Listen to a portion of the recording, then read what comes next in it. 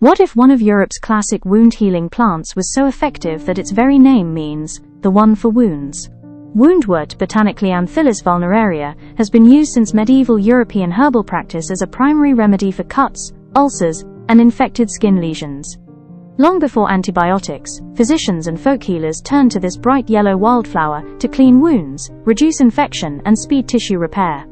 The medicinal parts are the fresh flowering aerial parts, primarily the flowers and upper leaves, harvested during full bloom. These contain concentrated tannins, flavonoids, such as quercetin and camphorol derivatives, saponins, and phenolic compounds. Tannins provide a strong astringent effect, contracting tissue, reducing bleeding and exudate, and forming a protective barrier over damaged skin. Flavonoids act as anti-inflammatory and antioxidant agents, supporting microcirculation and fibroblast activity essential for tissue regeneration.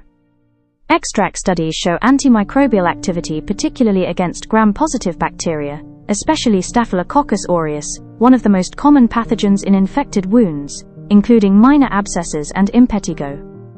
There is also moderate inhibitory action, reported against Streptococcus species, and some gram-negative organisms, such as Escherichia coli. The mechanism appears to involve disruption of bacterial cell membranes by phenolic compounds, combined with protein-binding effects of tannins, that limit microbial adhesion and growth. For fresh preparation, harvest the flowers and tender upper leaves, rinse thoroughly, and gently crush or grind them in a sterile mortar to release the juice.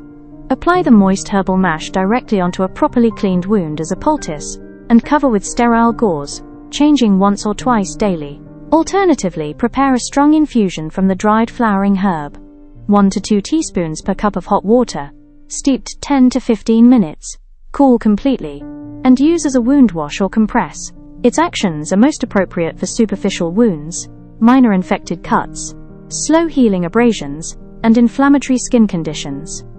Beyond wound care, woundwort has also been traditionally used for oral inflammations, mild diarrhea due to its tannin content, and supportive skin regeneration in eczema-type conditions. Follow for more clinically grounded botanical insights, and support our research and educational work on Patreon, so we can continue delivering medically sound education.